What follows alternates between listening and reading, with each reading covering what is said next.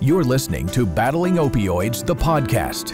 Battling Opioids, the podcast, now on Apple Podcasts, Stitcher, Google Podcast, TuneIn, Amazon, YouTube, and now radio.com. I'm in the Carbondale Elementary School on a summer day when school is out, and I'm part of a group eavesdropping on a conversation. Two adults, Melissa Tomasic and Connor Durkin, are playing the roles of teenagers, one trying to draw the other in to smoking marijuana. It's one of many scenarios that day focused on prevention. I could get into a lot of trouble with my parents. In this scenario, the idea is to help young people be ready to respond to peer pressure and get themselves out of risky situations. The guidance counselors, extension agents, and community members are learning how to run programs like this in their communities. Called Strengthening Families, it's a program for 10 to 14-year-old children and their parents. It's part of a larger initiative called Prosper. Tomasic is a Prosper prevention specialist. I love this saying about what prevention is you're at a river, right? And these people keep coming down the river, and you have to keep jumping in to save them. But you can only do that for so long before you go up to the river and see what the problem is. So you could stop it before you're having to just keep saving people. So that's kind of what prevention is. We're stopping the problems, the risks, before they happen. Prosper has been around for close to 20 years. Faculty at Penn State and Iowa State University developed it. What's key, those behind it say, is that it's based in research and evidence. They're honest about it. They don't say it will stop all kids from doing any drug ever. Instead, it's been shown to reduce the risk of kids drinking, smoking, doing drugs. What Prosper isn't is like the anti-drug programs many people may remember, like the original DARE, Drug Abuse Resistance Education, Scare It Straight, or this ad. Okay, last time. This is drugs. This is your brain on drugs.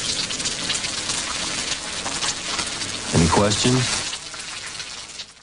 We know that scare tactics do not work. It could actually have a negative outcome as well. Tomasic explains why they think what they do works. With these prevention programs, we're talking a little bit about what the drugs are, what the main drugs are, but mostly we're trying to emphasize building the child, building the skills within the youth, within peer pressure resistance, healthy goals and dreams for the future, how drugs and alcohol and other risky behaviors could keep you from those dreams and goals. Really building up not only the youth, but the family and the parent connections as well. Pennsylvania is one of the states most affected by the opioid epidemic, and young people make up a disproportionate share of fatal overdoses, almost a third of drug-related overdose deaths in 2018. Prosper is an acronym promoting school, community, university partnerships to enhance resilience. That's a mouthful. What Prosper does is bring together schools, communities, and Penn State cooperative extension agents who share information and resources statewide. Together, they offer prevention programs. That includes an in-school program for 7th graders and an after-school program for children and families. The organizers go to lengths to get people in the communities to participate with an eye to getting a mix of all different types of families. Another exercise that day in Carbondale focuses on communicating. Okay, the only instruction I am going to give this group is to make a square. This time, the participants are blindfolded and told to pick up part of a string from the floor. The goal is for them, working as a team, to form a square. That means practicing their communication skills, something the Prosper teams want to drive home to parents. In other scenarios, children learn how to come up with things to say to get out of situations if a friend asks for their help shoplifting or vandalizing a neighbor's car.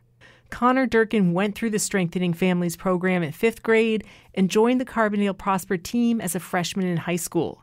His mother died from lung cancer 5 days before he graduated from high school as class president.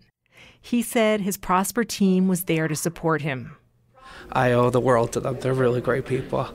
Now a senior at Wilkes University, Durkin is getting the training so he can help with Prosper at Carbondale or wherever he's needed. Everyone is coming from different backgrounds, different types of home life, different exposures.